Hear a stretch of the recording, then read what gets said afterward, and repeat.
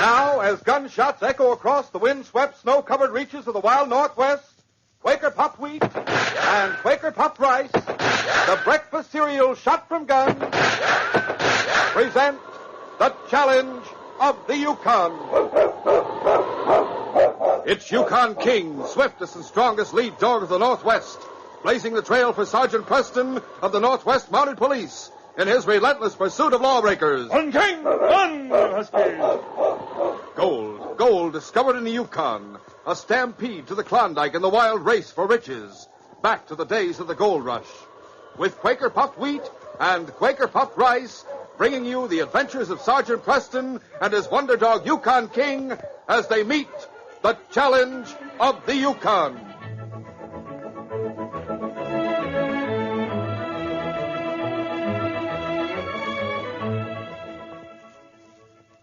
Here's a breakfast I really go for. He's enjoying his Quaker Puffed Wheat. It looks good, too. Mister, it is good. And so is Quaker Puffed Rice. These king-size, ready-to-serve grains of wheat or rice are premium grains. They're shot from guns, puffed to perfection, exploded up to 8 times normal size to make them crisp and tender. Wheat or rice shot from guns is good for you, too. Makes a thrifty deluxe family breakfast with milk and fruit. Tomorrow, sure, try this breakfast treat. Quaker Puffed Rice or Quaker Puffed Wheat.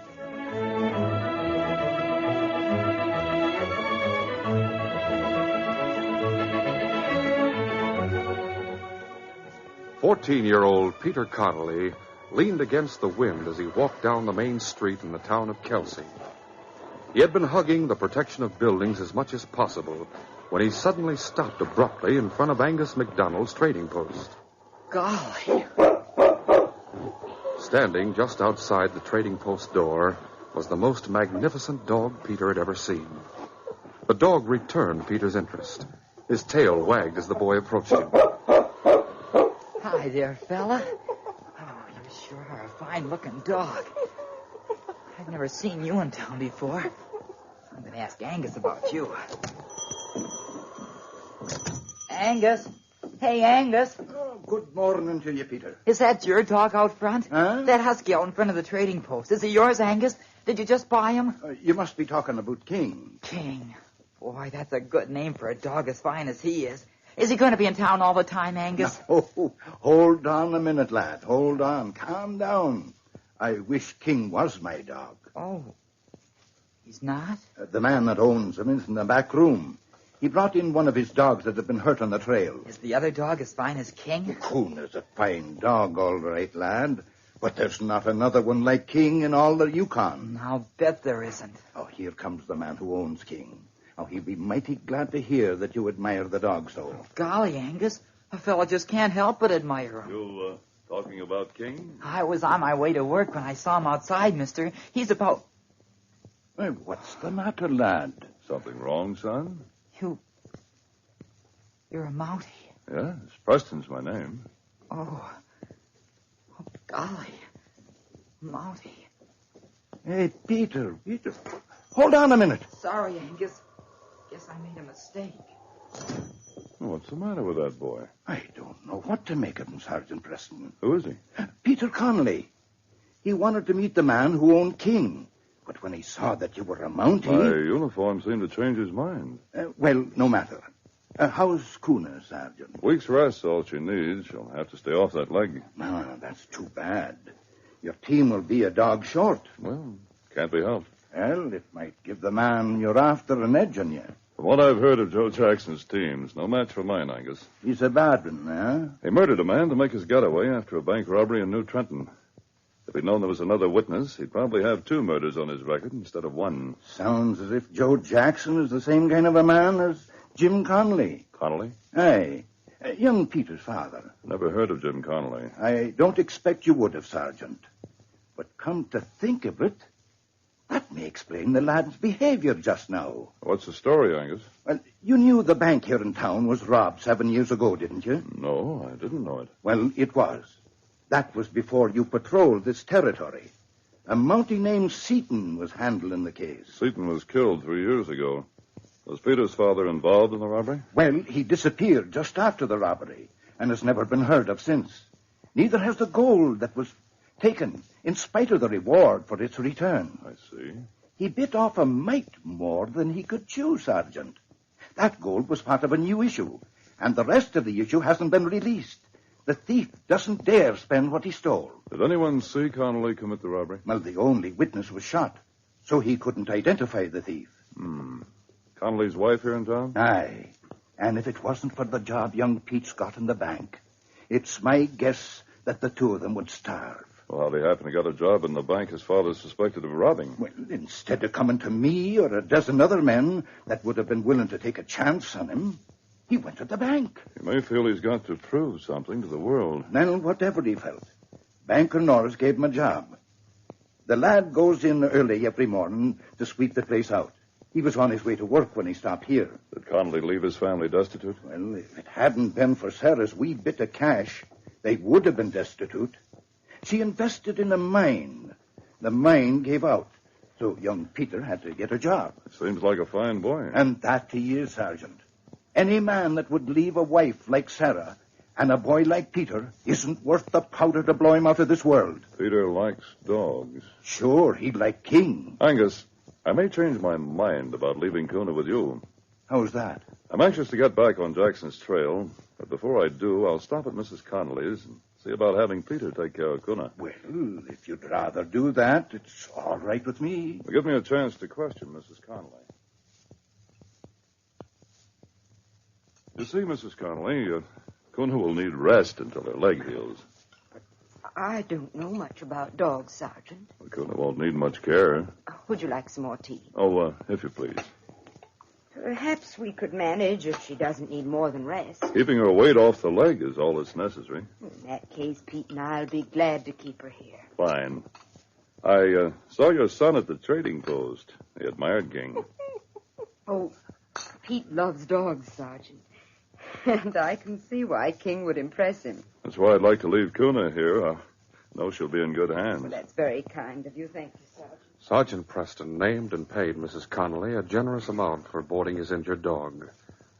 And then, with imperceptible tact, the Mountie began to draw from Jim Connolly's wife the story of her husband's disappearance. After the robbery... He found her eager to defend the man in whom she still believed implicitly. But the people in town are wrong about Jim, Sergeant.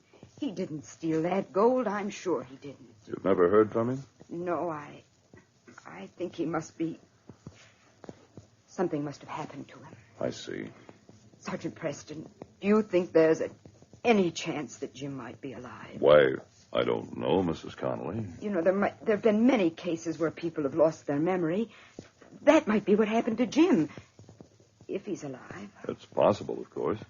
If you could find him, it would mean so much. I was afraid that you'd come to question me after all this time. I don't think I could have stood any more of that. Do you have any of his clothing here in the cabin? Oh, yes, of course. There's an old pair of Jim's mittens in that table drawer. May I have them for a moment? Why do you want them? Well, let King get the scent of them. Then if our trail ever crosses your husband's, King will know it. Oh, I'll get them for you. Right. For my son's sake, I want Jim to be cleared of the suspicion of robbery and murder. I understand. It isn't right that Pete should have to live the rest of his life with a thing like that against him, Sergeant. Oh, here are the mittens. Thanks, Mr. Connolly. From now on, it's up to King and me. Take them with you, if they'll help you find Jim, Sergeant Preston. I can't promise to find him, but I give you my word we'll try. A few minutes later, the Mountie and his dog left Connolly's cabin. Sergeant Preston returned long enough to leave Kuna. And then he and King set out on the trail again. On, King! On, you huskies! The great dog King knew that this was no routine patrol his master was making. He knew that Preston was looking for someone, and he thought it was the man whose scent was in the mittens that were in the Mountie's pocket. King was constantly alert for the faintest trace of that scent. In Madison City, Sergeant Preston stopped at the cafe to make inquiries. Have you seen anyone who might fit Joe Jackson's description, Sam? Well, yeah. The man fitting the description was in about 2 weeks ago. Tell me everything you can about him. Well, this particular gent was asking if the trail was clear all the way through to Dawson. Yes? An old-timer just come from up there. He told him the trail was in bad shape near Sagasso. The stranger was real put out about it. Back on the trail, King took over. The Mountie noticed the dog's manner and knew that King had caught the scent of the man he was hunting. Oh, you huskies. Oh, now. All right, King, you lead the way. But if we turn here, we'll be circling back. Not arguing with you, boy. Go ahead. If Jackson went back through Modoc, maybe Constable Riley will be able to give us some help. Up front, King. On, King! On, you huskies! Miles away in Modoc, a tall, bearded man entered the bank and closed the door behind him. There were just two people in the bank, the man behind the wicket and a man who had just made a deposit. When you get that gold with the rest of my money, I'll have a tidy sum in the bank, eh? Guess you're right. Here's your book. Don't bother putting the gold away. What's that? I said don't bother putting that away. I'm taking it with me when I leave. And more besides. He's got a gun. That's right. This is a stick-up. You can't get away with this. That was just a warning. Now get back against the wall where I can watch you. Next time, I'll shoot to kill. Don't shoot. Don't shoot. My hands are up. And you, open your money drawer and hand over what's in it. Yeah. Yes, sir. Make it fast. I don't have all day. Yeah, I'm hurrying as fast as I can. What? Drop that gun, mister. Now put up your hands. Oh, Constable Riley, you just came in time. Yeah, I heard the shot as I was coming down Main Street. He shot at Charlie Simmons there. It'd have killed me if I made a move. Well, he won't do any more shooting. Here, Ted, put these bracelets on him. He's going to jail.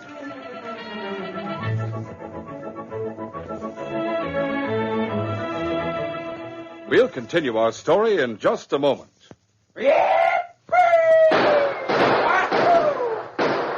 Hey, hold on there, partner. What goes on here? I'm a rootin' tootin' cowhand, that's what. Oh, so I see. You look like one, too. Judging from that 10-gallon hat, chaps, boots, spurs, and all. But look, mister, just you put up those shooting irons of yours and calm down. A fellow ought to know better than to go around waving a pair of six-shooters. Partner, you're right. Dead right. Say, these are just pea shooters. For real excitement, let me tell you about the kind of gun that gives me a bigger kick than a longhorn Texas steer. Oh? Mister, I'm talking about a gun that's got 'em all beat.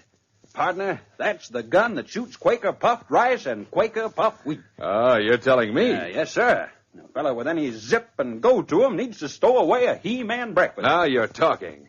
And Quaker puffed rice or Quaker puffed wheat fills the bill for you, huh? Yeah, partner, does it ever. Just pour on the old milk, add your favorite fruit, and you know what? What? There's no beating this eating. That's what. Well, sir, fellas and girls, that's a mighty good tip. So tomorrow morning, be sure to get the drop on a really swell-tasting breakfast. Eat Quaker puffed rice or Quaker puffed wheat. The ready-to-serve breakfast cereals shot from guns. Yes, Quaker puffed rice and Quaker puffed wheat are shot from guns. Actually exploded up to 8 times normal size to make them crisp and tender. Bigger and better tasting. Important, too, wheat or rice shot from guns is good for you. Both delicious kinds furnish extra food value of restored natural grade amounts of vitamin B1, niacin, and iron. Man, oh man, don't miss out another day. Say to Mom, from now on, I want to eat Quaker puffed rice and Quaker puffed wheat.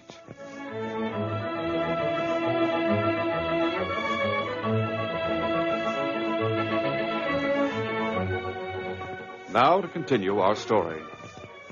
The day after the robbery, Sergeant Preston halted his dogs in front of the jail in Modoc.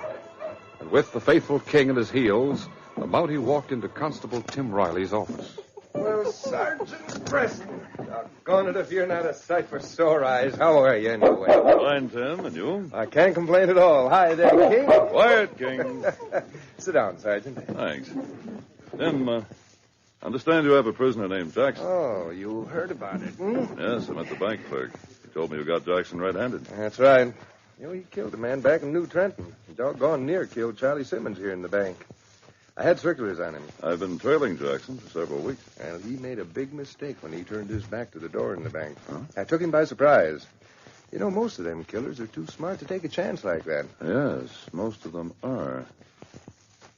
I'd like to talk to him, Tim. Well, sure thing. He's in a cell back here. Right. Come on, King. There he is, Sergeant. King caught a fellow your scent. He knew that the prisoner was identified with the mittens Sergeant Preston carried in his pocket. He couldn't understand why his master gave no indication that here at last was the man they had been seeking, the man King was supposed to find. Perhaps the Mountie didn't know. Doggone, Sergeant. King's all fired excited about something. What is it, fella? What are you trying to tell me? In answer to Sergeant Preston's questions, the great dog King stood on his hind legs. Bracing his front paws on the Mountie's arm, he tried to pull Jim Connolly's mittens from his master's pocket. Oh. Understanding crossed Preston's face. So that's it, fella. Yes, I understand, boy. You want to talk to him in his cell? Yes, Tim. Taking King in with you, Sergeant? Yes. One boy. I'll call when I'm through, Tim. All right. I'll be in the office. Mind if I sit on your bunk, Jackson? Suit yourself. You were pretty careless, weren't you? Because I let that tin horn constable take me? Mm-hmm. My luck just turned muddy, that's all. You think luck has anything to do with it? If I'd had good luck, I wouldn't be set to meet the hangman. There was a bank robbery in Kelsey 7 years ago. The thief killed a man making his getaway. Was that luck? If he got away, he was lucky. Oh, he got away. At the same time, a man named Jim Connolly disappeared. What happened 7 years ago don't mean a thing to me, Monty. A lot of people in Kelsey think Connolly robbed the bank. You ever been in Kelsey, Jackson? Why? You might know Connolly. His wife and son still live there. Pete's a fine boy. Yeah? Yes. He and his mother had a bad time of it. What do you mean, bad time of it? The mine they invested in gave out. A man should look out for his family. You're about as tall as Connolly. Maybe not as heavy. And, of course, your hair's gray and you've got a beard. Why are you telling me about Connolly? Curious thing about that robbery. The stolen gold was part of a new issue. The rest of the issue has never been released. What of it? I don't give a hang Jackson, about it. the bank in Kelsey is mighty anxious to recover that gold. There's a big reward for its return. Get to the point, Monty. I have a pair of Connolly's old mittens. Here they are, right here. King caught the scent of them. He recognized that scent when we walked into this building. You win, Preston. I thought my trail was cold. When I heard you took over, I knew it was just a matter of time till I'd be caught. Guess you must have known I deliberately bungled the bank job here. Yes. Why? I fired a shot to bring the constable. Figured he'd shoot me and I'd go out quick and easy as Joe Jackson. Instead, he captured me. Now I'll hang. If you hadn't caught up with me, nobody'd ever know that I was Jim Connolly. Kid wouldn't be disgraced. You've seen Pete and his mom? Yes, I have. You say they're having a tough time. Well, Pete's going to work in the bank. The same bank you robbed, Connolly. Sweeps the place out every morning to earn enough for food. Look, Monty. Say there's a reward for the gold. That's right. All right, now I'll do the talking. I got a few cards in this hand, too, Preston. You know who I am, but you don't know where that gold is. No, I don't know where it is. I do know. I'll make a deal with you. I wouldn't try it, Connolly. No, I'm not trying to buy you off. Point is this. I know you can take me back to Kelsey and pin that job on me. Only that won't get the gold back. Not unless we find it. You won't. It's true, isn't it, that a man slated to hang gets one request? After your trial and conviction, you'll be granted a final request before your execution. I'm making my request right now. If you grant it, Preston, you'll get the stolen gold back. I want 48 hours of freedom. Freedom? I guarantee I won't try to make a getaway. You guarantee? Your dog is smart enough to trail me clear to Dawson, and I know it. I'd be a jughead to try a getaway. Give me 48 hours, and you'll get the gold. I don't know. The law gives you Mounties an awful lot of latitude. In fact, you are the law. You can do just about what you please as long as you serve justice. Isn't that right? Yes. Think over my proposition. You won't lose your prisoner, and the bank will get back the stolen gold. Sergeant Preston considered the situation from all angles, then made his decision. That night, he left his sled in front of the jail and walked to the back of the building. The great dog King was beside the Mountie when he stopped at a small opening, an air vent in the rear of the building. Connolly. What? Oh, it's you, Preston. Your sled's in the back of the building. Your dogs are hitched and ready to travel. They'll have no gun. I know. Now remember, King and I will be right behind you. I won't forget it. And you won't regret this, Sergeant. There's the key to the cell. Got it? Yeah.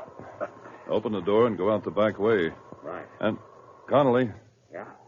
Good luck. Come on, King. We'll go back to our sled. Sergeant Preston? Yes, Tim. Well, I heard King barking out here. Hey, your sled looks like you're all set to travel. That's right, Tim. Well, there's a good moon out tonight. Be easy to... Hey, did you hear that? I heard something. Sound like the back door to the jail closing. You're right, Tim. Come on, we'll go in and take a look at your prisoner. That was Jackson. We'll soon know, Tim. Preston, look. Cell door's wide open. Well, he's gone. Jackson's escaped. And this is the key that I keep in my desk. How'd Jackson get a hold of this to unlock the cell? I gave it to him, Tim. What's that? It's all right, Tim. All right. Why, Sergeant, Jackson's a killer. What are you talking about? Saying that you gave him this key. Come on, we'll go after him. Oh, we can overtake him in no time. No, we're not going to overtake him. Let him stay ahead of us. I don't understand at all. I'll explain while we travel. Get the dogs up, King. You're riding the sled, Tim. Well, I hope you know what you're doing, Preston. Don't worry. Jackson won't get away from us. I sure hope he don't. All right, fella. On, King! On, Huskies! The 48 hours Jim Connolly had asked for had almost elapsed. Young Peter Connolly was busy sweeping the floor of the bank in Kelsey. At the far end of the room, the guard lounged comfortably in his chair. We're not open yet. Hey, Pete, you better open the door and tell that bearded gent we're not open yet. He don't seem to hear you. Sure, Mr. Marlin, I'll tell him.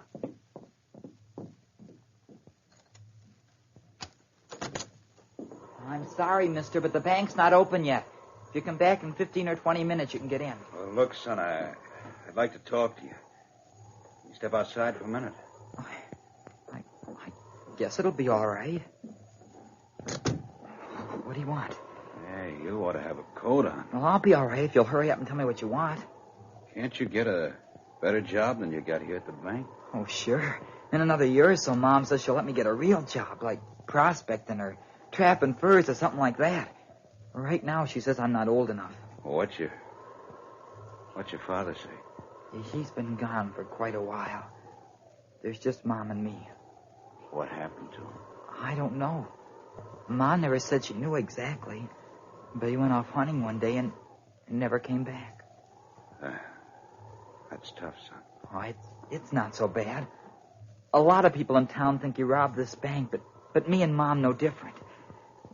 He just had an accident while he was hunting. Sure, that's it. His gun could have gone off unexpected and killed him. Well, someday everyone will know he didn't steal that gold. Then me and Mom won't worry when we see a Mountie. Forget that part of it. I robbed this bank. What? I pulled the job 7 years ago. That's why I want to talk to you. I got the gold. It's holed up under a big moss-covered boulder in a cave about 15 miles north of town.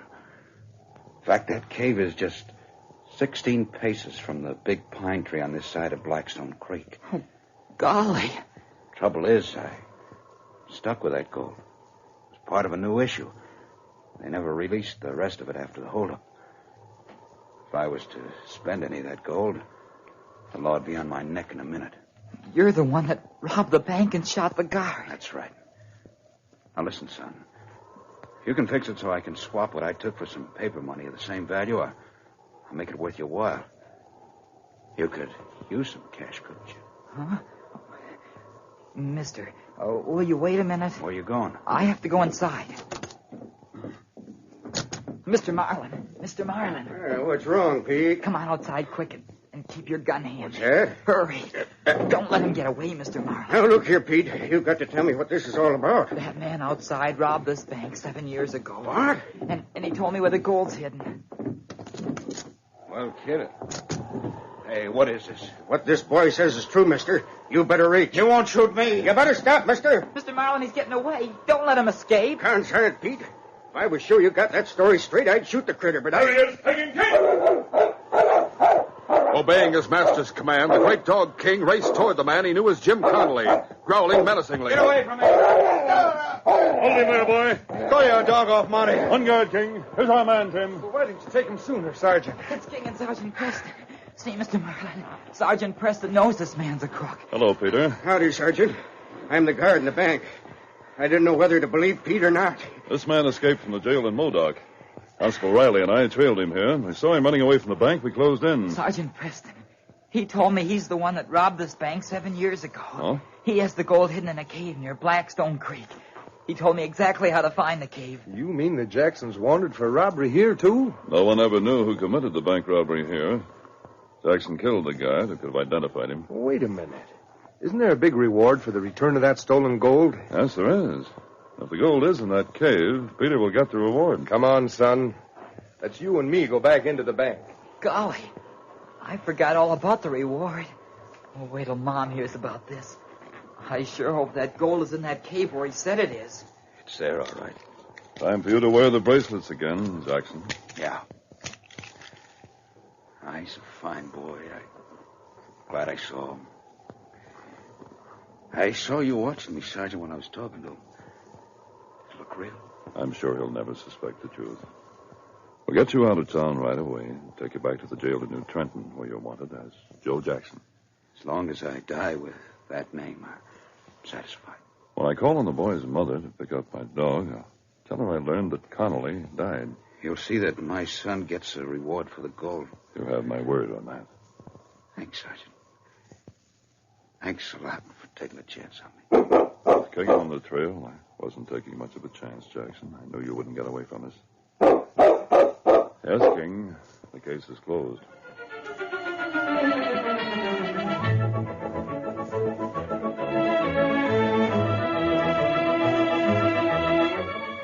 In just a moment, Sergeant Preston will give you a preview of Friday's program. Say, if you can't make up your mind which you like best, Quaker puffed wheat or Quaker puffed rice, here's what you do. Don't miss out on either kind of these delicious, ready-to-serve breakfast cereals. Always keep a supply of both on hand. Eat Quaker puffed wheat one time, Quaker puffed rice the next. Wheat or rice shot from guns is never sold in bags or bulk. Be sure to look for the big red and blue package with the smiling Quaker man on the front. That's the only way to get the original, crisp, fresh Quaker puffed wheat and Quaker puffed rice. These radio dramas, a feature of the Challenge of the Yukon Incorporated, are created and produced by George W. Trendle, directed by Fred Flowerday, and edited by Franz Stryker. The part of Sergeant Preston is played by Paul Sutton. They are brought to you every Monday, Wednesday, and Friday at this same time by Quaker puffed wheat and Quaker puffed rice, the breakfast cereal shot from guns. Listen Friday when Sergeant Preston and Yukon King meet the challenge of the Yukon in the adventure of the St. Bernard dog. Have you ever seen a St. Bernard? They're huge dogs, almost as big as a Shetland pony and very strong. This dog roamed and foraged the wilderness with a wolf for a mate. A strange and unusual combination that helped King and me on this case. An exciting hunt for two bank robbers. Be sure to hear this exciting story Friday. Till then, this is J. Michael wishing you goodbye, good luck, and good health from Quaker puffed wheat and Quaker puffed rice. So long.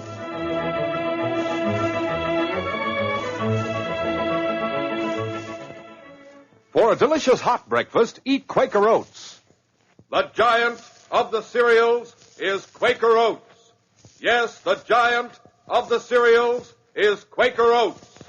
Delicious, nutritious, makes you feel ambitious. The giant of the cereals is Quaker Oats. Say, boys and girls, do you want to be a star someday in sports and activities? Then start on good Quaker Oats breakfast tomorrow. 'Cause nourishing oatmeal gives you more growth and endurance than any other whole grain cereal. Still less than 1 penny a serving. Quaker and Mother's Oats are the same. This is ABC, the American Broadcasting Company.